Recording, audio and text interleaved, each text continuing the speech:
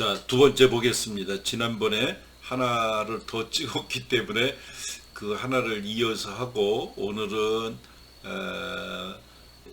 화면에 보이는 것처럼 충남대학의 민경택 교수의 논문을 읽으려고 쭉 읽어봤는데, 여러 논문을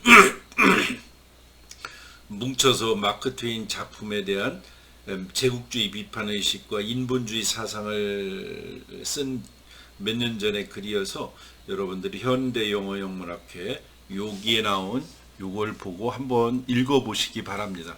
요것이 근래에 내가 찾은 것 중에 괜찮은 논문인 것 같아서 여러분들이 한번 이걸 찾아서 읽어보기로 하고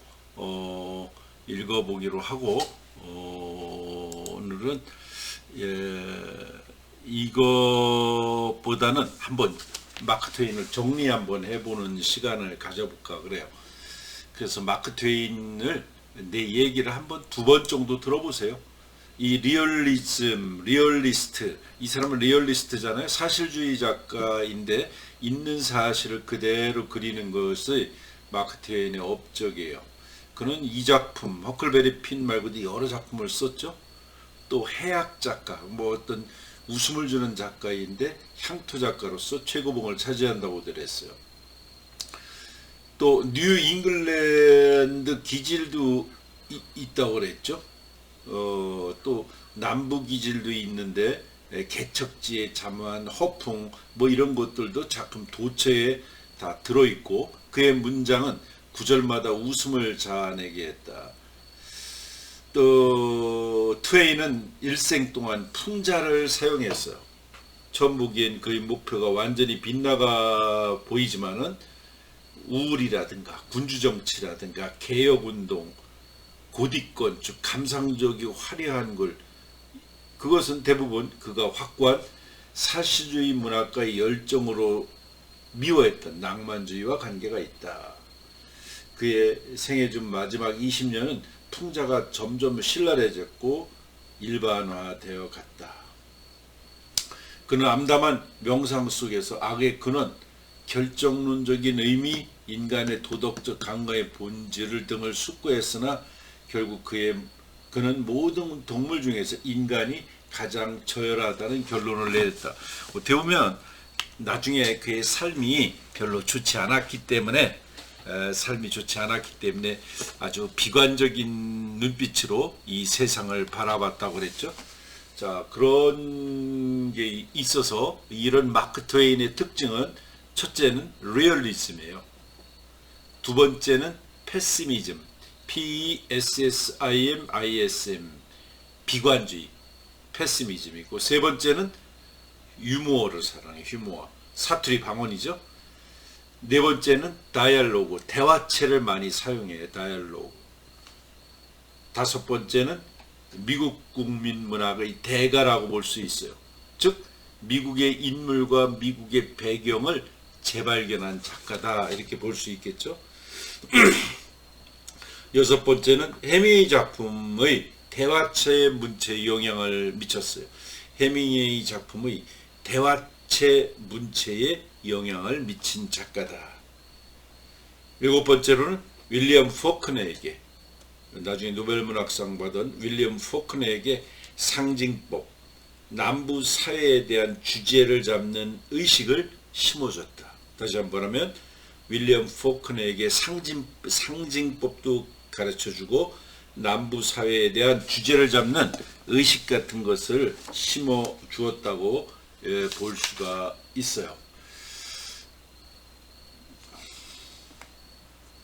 자, 그래서 이 허클베리 핀에 대한 요약을 좀 이렇게 해보면, 전반적인 얘기를 했는데 다시 보면, 트웨인의 가장 위대한 소설로, 마크 트웨인의 가장 위대한 소설로 어린 주인공을 통해서 성인의 문제를 제기했다고 볼 수 있어요.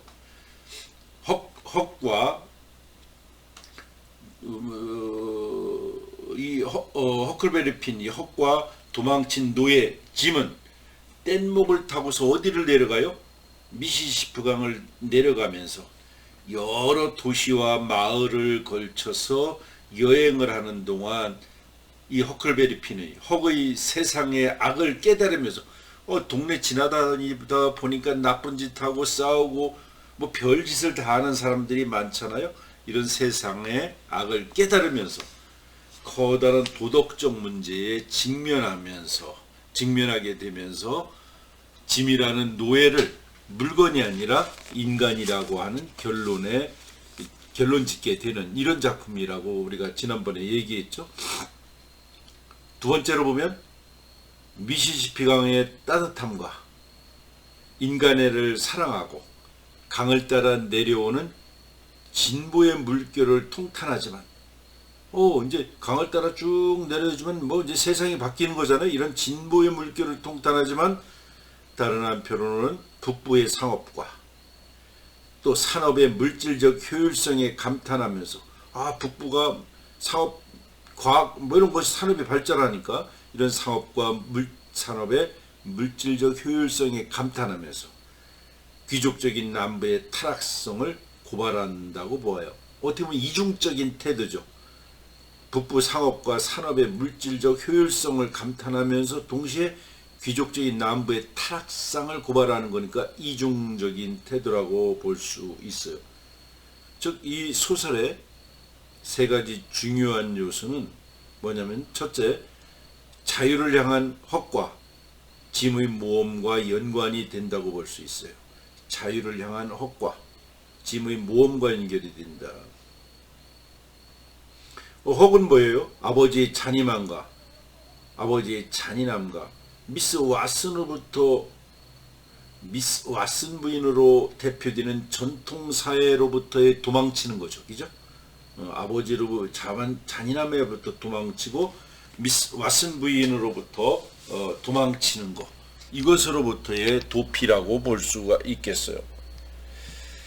또 이 작품의 두 번째 이 소설의 중요한 요소는 강을 따라 내려가면서 두 사람의 눈에 비친 도시들의 모습에 대한 사회 풍자 소설이라고 볼 수 있죠. 강을 따라 내려가면서 두 사람의 눈에 비친 도시들의 모습에 대한 사회 풍자 소설이라고도 볼 수 있어요. 세 번째, 헉이라는 한 소년의 발전 과정을 그렸다고 볼 수 있겠죠. 그죠? 빌둥스 로망이라고 지난 시간에 얘기했잖아요. 그릇된 낭만적 사고에서 시작된 감상과 강변에서 상징적인 죽음과 재생을 경험하면서 헉은 이니시에이션, 눈 뜨는 것, 개안을 겪게 되는 거예요. 그렇죠?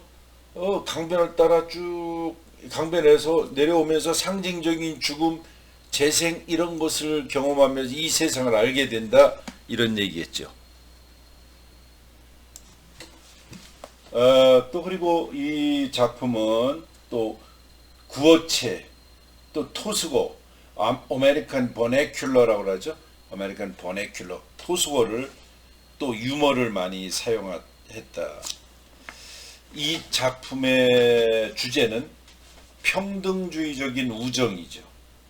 잘못 교육된 양심에 대한 타고난 인간성의 승리라고도 볼 수 있어요.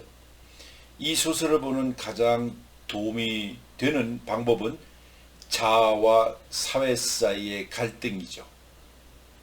허클베리 핀이 되고자 하는 자신의 모습과 그를 사회의 수준으로 끌어내리려는 사회와의 이 갈등, 즉 허클베리 핀이 되고자 하는 자신의 모습, 그를 사회 수준으로 끌어내리려는 사회와의 그 갈등으로 보는 것이죠. 아이러니컬하게도 이 노예제도 아래에서 사회가 그의 양심을 아주 뒤틀어 놓았기 때문에 그가 짐의 자유를 찾아주고자 결심했을 때 그는 짐을 지옥으로 보내게 되는 죄를 저지르게 됐다고 생각하기에 이르게 되죠. 자, 이 허클베리 핀에서 가장 중요한 모티브 중에 하나는 주인공 헉의 도덕적 깨달음의 과정이라고 볼 수 있어요.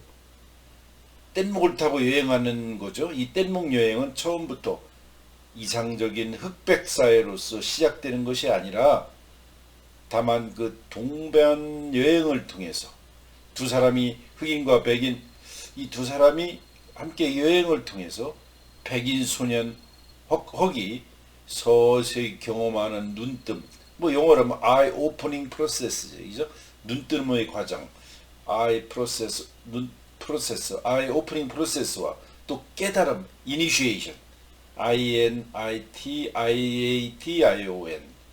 initiation, 깨달음에 뭔가를 알게 되는 거.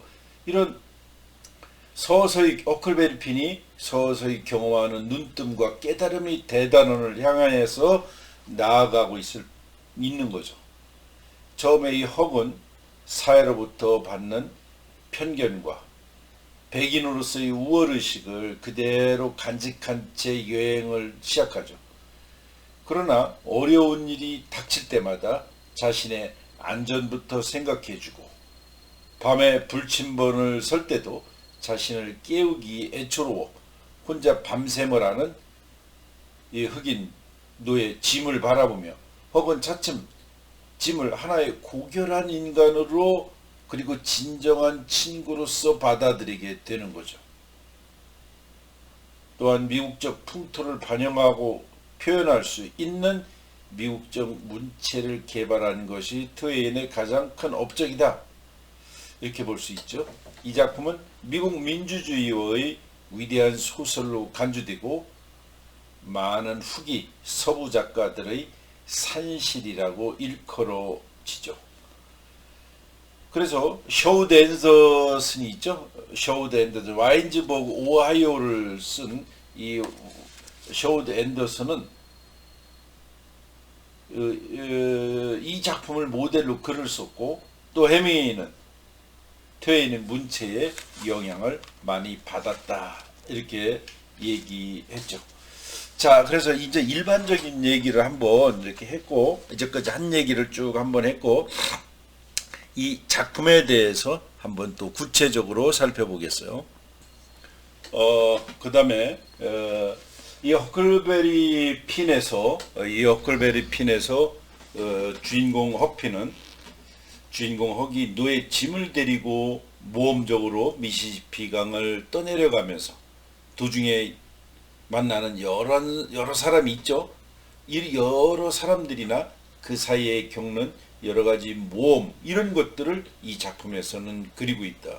그러니까 미시시피 강을 떠내려가면서 만나는 사람들 사이에서 관계 또 그 사이에서 겪는 모험 이런 것들을 이 작품을 그리고 있는 거죠. 헉피는 문명을 거부하는 자연아이죠. 문명을 거부하고 짐을 노예제도의 질곡에서 아주 어려움에서 해방시키는 인도주의자였어요. 이런 점에서 허클베리 핀이라는 이 작품은 인간성을 대표하는 작품이기도 하죠. 이 3부작이 뭐죠? 이 마크 트웨인의 3부작은 톰 소여의 모험, 허클베리 핀의 모험, 미시시피에서의 삶, Life on the Mississippi 이 세 작품이 그 3부작이라고 볼 수 있는데 미시시피 강을 배경으로 한 작가의 자연적 요소를 이 3부작은 가미하면서 당시의 개척지의 모습을 사실적으로 그려서 인간성의 예리한 관찰을 보여줘요. 특히 어린 소년 헉핀의 눈을 통해서 관찰한 문명과 자연과의 대립, 또 노예와 인간 자유의 문제 이런 것 등 여러 가지 인생 문제와 사회 문제를 다 포함하고 있죠. 뿐만 아니라 미국어, 특히 남부 지방의 방언과 속어, 그리고 비속어를 자유로이 구사한 문체, 그리고 웅장한 작품 구성으로서 이 트웨인의 허클베리 핀의 모험이 최대의 걸작이다. 이렇게 볼 수 있어요. 톰 소여의 톰과 허클베리 핀의 차이는 전기 마크 트웨인과 후기 마크 트웨인과의 차이라고 하겠다. 그러니까 톰 소여의 모험은 오히려 전기 작품이라고 이제 보는 거죠. 톰의 창조자는 인생의 신비에 가득 차 이 공포에 놀라는 모습과 대조의 흥미를 느끼는 인생의 애호가며 찬미가였어요. 그러니까 이 톰소의 모험에서는 어떤 인생의 애호가이고 찬미가였다. 근데 헉의 창조자는 본질적으로 인간에 대한 비인간성 때문에 등을 돌리는 회의주의자이고 불가지론자였다. 그래서 1884년부터 그가 죽을 때까지 정신적 마크 트웨인은 여러 사람들이 눈에 비친 실제인 마크 트웨인하고는 별개의 인간이었다. 그러니까 실제 작가 마크 트웨인과 사람들의 눈에 비친 실제의 마크 트웨인은 별개의 것이었다. 아주 백발에다 애교 있는 웃음을 띠며 흰 양복에다 검은 엽초 담배를 물고 다녔던 마크 트웨인은 가정의 집안의 그 가정의 가장으로서나 하나의 시민으로서나 어떤 불행에도 이를 농담으로 맞이하는 경애해야 할 만한 유머리스트였다. 그러나 내면적으로는 이와 반대로 자기 생애는 비극의 연속이고 속으로는 비극의 연속이고 또 무엇이건 믿을 수 없는 환멸을 느끼고 있는 냉소가라고 할 수 있다. 냉소가라고 생각하고 있었다. 이와 같은 변화는 그의 작품에서 볼 수가 있는데 그의 만년의 작품이 배반된 낙천주의와 어두운 절망에 물들어 있는 것을 보아도 알 수 있다. 자, 그래서 어떻게 보면 굉장히 이 사람은 인생의 끝판에는 굉장히 우울한 이런 모습이었다 이렇게 볼 수 있겠죠. 자, 그래서 이 허클베리 핀의 이제 모습을 좀 더 다시 보면 이 작품의 경향을 또 한번 보면 외형적인 관점에서 보면 이 소설은 피카레스크 나블이라고 앞 시간에 했죠. 악한 소설이다. 주인공 헉은 미국 남부 사회의 무식한 백인 태생의 젊은이죠. 주정뱅이 아버지가 있을 뿐 관습적인 의미 배경이나 교양도 없고 함부로 담배도 피우고 멋대로 학교를 빼먹는 불량소년이죠. 그죠? 그러나 그는 신선하고 현실적인 면도 갖고 있죠. 작가의 희망을 대변하고 있어요. 왜냐하면 허크는 그가 사는 사회의 문화로부터 격리되어 물질주의 사회에 휩싸이기보다는 아주 시원한 실체를 찾아 헤매는 방랑자의 모습이기 때문에 그렇죠. 이런 관점에서 볼 때 헉은 단순한 악동이 아니라 미국의 아담을 상징한다고도 볼 수 있어요. 자기 시대의 이중성에 고민했던 마크 트웨인이 헉을 통해서 새로운 비전의 제시를 시도했다고도 볼 수 있다. 이렇게 보는 사람도 있어요. 작품의 경향을. 미국의 아담이라는 개념은 아메리칸 드림, 미국의 꿈이라는 개념과 밀접한 관련이 있어요. 미국의 꿈은 에덴에 대한 가능성의 신화라고 할 수 있어요. 이 신화는 시공을 초월해서가 아니라 아메리카 대륙이라는 현란한 신세계에서 두 번째 낙원을 이룩하는 새로운 사회를 건설함으로써 세계를 구원할 수 있으리라는 믿음이고, 이것은 초기 이주민들로부터 계속되어 온 이상이었다. 미국의 아담, 아메리칸 아담이란 낙원의 복귀 가능성을 실현시킬 수 있는 인물을 뜻하는데, 이러한 인간 유형을 루이스는 R.B. 루이스라는 비평가가 있는데 그는 이렇게 얘기했다고 그래요. 한번 들어보시죠. 새로운 개성을 가진 새로운 모험의 주인공은 가족과 종족의 유산에 손상되지 않고 다행히도 선조를 잃어버림으로써 역사에서 해방된 개인이다. 그 자신의 독특하고 타고난 지력을 가지고 그가 만나게 되는 무엇에든지 기꺼이 직면하는, 자립하고 독행하며 자제하는 개인 인간이다. 이렇게 루이스는 이제 말하고 있는데 이런 인간의 유형을 허클베리 핀이라고 볼 수 있겠죠. 자, 그래서 이런 방금 설명했던 이런 새로움을 만나는 인물이 결국은 헉이죠.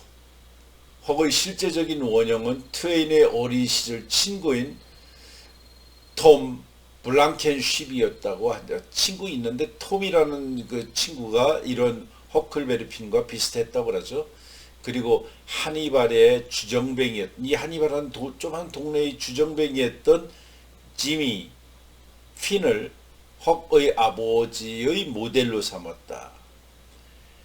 헉의 아버지는 포크네 소설 스노프 일가의 유형을 연상케 하는데, 이거는 또 좀 읽어봐야 되니까 읽어봐도 여기 나오는 스노프는 무식하고 고집불통이고 도둑질도 하고 그런 사람이죠. 오직 한 가지에만 비열하게 확신을 갖는, 즉 백인으로서의 우월감만 믿는 이런 인간형이에요. 사실 이런 인간형은 많은 곳에 등장하죠. 초서의 캔터베리에서처럼 한 시대의 초상화 진열시를 연상한다고도 볼 수 있어요. 캔터베리 테일을 읽어보면 아주 수많은 인물들이 나타나잖아요. 우선 귀족사에는 그랜저포드 집안과 세퍼드슨 집안, 그리고 셔번 대령이 그런 집안을 대표하죠. 부지런하고 존경받고 질서에 순응하는 중산 계급으로는 과부댁 다글라스, 흑인 노예 짐의 주인은 미스 왓슨, 피터 월크스 가족이 다 그렇죠. 하급 계급에 속하는 부수적 인물들 가운데는 천연두를 두려워하는 뱃사공들, 밤에 고요함 속의 농담을 멀리서 엿듣는 뗏목 타는 사람들도 있죠. 물론 갖가지 유형의 이런 인물들 가운데 가장 핵심적인 인물은 헉이고 흑인노예 짐이라고 볼 수 있어요. 자, 허크는 검둥이노예 짐과 함께 뗏목을 타고 미시시피강을 따라가면서 모험을 한다고 그랬죠. 그들이 타고 있는 뗏목은 도금사회의 이중성을 상징해요. 백인과 소년,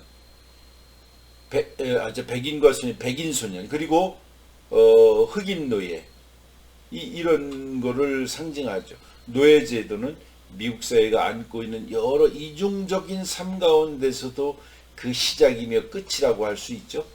지금도 흑인과 백인의 싸움이 시작되고 미국 사회를 위협하는 게 그거 아니겠어요? 그들은 모두 마을로부터 도피, 즉 현대 문명과 도덕률과 질서로부터 도피했다는 공통점을 가지고 있어요. 그들이 선택한 뗏목은 그들의 변신을 결정할 수 있는 가능성의 현장이 됩니다. 뗏목은 그들 사이 관계에 따라 그들이 탈출한 마을보다 더 좋게 변할 수도 있고 더 나쁘게 변할 수도 있죠. 육지의 그 속박과는 달리 뗏목은 그들의 안식처럼 보이죠. 허크는 다른 곳은 아주 사람을 구속하고 질식시키지만 뗏목은 그렇지가 않다라고 말을 하죠. 헉은 또 이렇게 얘기하죠. 다른 곳은 아주 사람을 구속하고 질식시키지만 뗏목만큼은 그렇지가 않다. 우리들은 뗏목 위에서 아주 자유를 느끼고 평안하고 안락에 젖을 수 있다라고 말하죠. 허클베리 핀이. 그러나 뗏목은 고정의 상태가 아니라 유동의 상태, 움직이죠. 언제나 위험과 불안을 동반하고 올 수 있어. 언제 빠질지도 모르고 뒤집어질지도 모르죠. 마을 사람들이 짐을 찾으러 올지도 모르잖아요. 도망친 녀석을.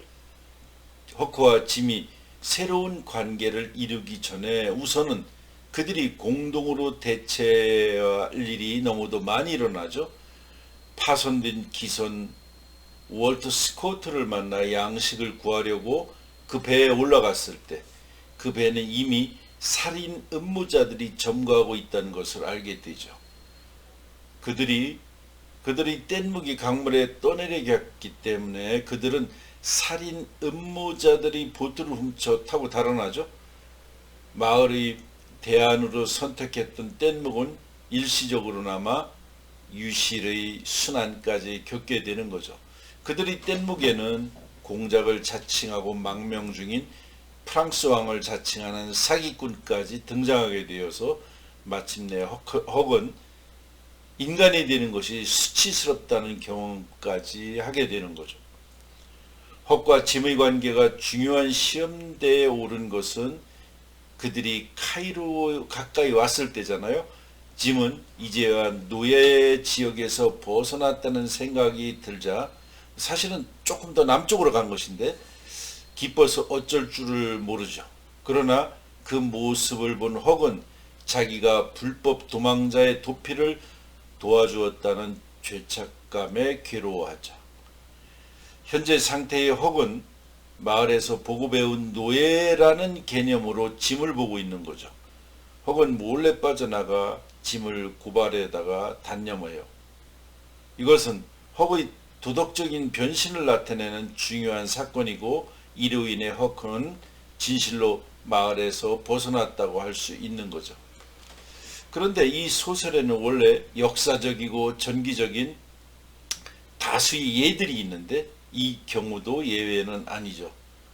헉의 실제 원형이었던 톰 블랑켄쉽의 형인 벤손 블랑켄쉽은 1847년 여름에 어떤 노예를 도와주었어요.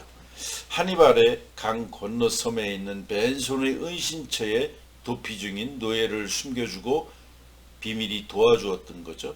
벤손은 여러 주일 그렇게 하면서도 그 노예의 체포를 위한 현상금에도 불구하고 불쌍한 노예를 배반하는 유혹을 물리치죠. 의심할 바 없이 이것이야말로 헉과 짐의 헉가 짐을 고발하기보다는 법률과 사회와 종교를 개의치 않고 차라리 지옥에 가기를 선택하는 소설 속 사건의 역사적인 출처라고 볼 수가 있어요. 자, 이 헉는 뗏목의 모험을 통해서 무지와 순진성에서 정신적 성숙으로 나아가는 일련의 고통스러운 체험을 겪게 되죠. 그가 짐을 고발하지 않기로 결심했을 때 그는 비로소 어른스럽게 되고 도덕적으로 재생하게 되는 거죠. 우리가 헉를 상징적인 미국의 주인공으로 생각한다면 그의 이야기는 미국인의 역사의 비유담일 수가 있죠. 헉가 정신적 성숙을 향해 가면서 겪는 통과에 아까 이니션이라고 했죠. 이니션은 역사가 짧고 미숙하지만 무지에서 깨어나서 새로운 희망을 갖게 되는 국민적 각성을 생각할 수 있는 거죠.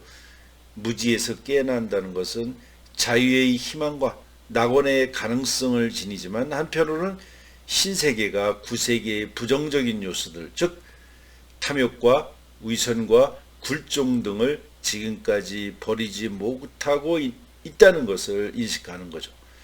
헉가 겪는 갖가지 사건들은 미국의 꿈을 위협하는 어두운 그림자들을 반영하고 있지만 희망이 있음은 분명해 보여. 이 희망은 헉의 도덕적 각성에서 또 물질주의와 편견 그리고 위선으로 얼룩진 문명을 그가 등진대서 찾을 수 있습니다. 자, 헉과 짐의 관계는 짐의 태도 역시 중요한 역할을 해요. 헉과 짐이 헤어졌다가 다시 만났을 때 헉은 짐에게 모든 것이 꿈을 꾼 것이라고 거짓말을 해요. 헉은 단순히 짐을 놀려주려고 한 것이었지만 헉의 거짓말을 알아차린 짐의 태도는 사뭇 진지하죠. 짐은 헉에게 신의를 배반하는 자들은 쓰레기와 같은 자들이라고 의연히 꾸짖어요. 이로 인해서 헉은 상상도 할 수 없는 일, 노예인 짐에게 사과를 하게 되죠. 백인들이 눈을 피해 도망가는 짐은 노예의 비굴한 태도가 아니라 한 인간으로서 당당한 태도를 취하는 거죠. 여기서 트웨이는 짐의 주장을 통해 짐은 물론 헉도 인간다운 인간의 위치를 되찾는 모습을 보여줘요. 이 소설의 끝부분에서 셀리 아주머니는 허크를 문명화하려고 하지만 헉 자신은 다시 방랑의 길에 오를 계획을 세우죠.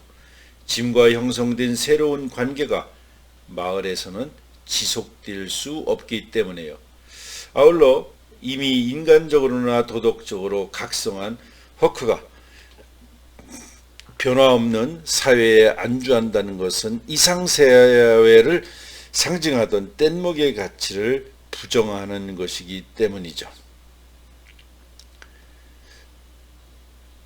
자, 이런 정도로 한번 보고 한번 여러분들이 지금 내가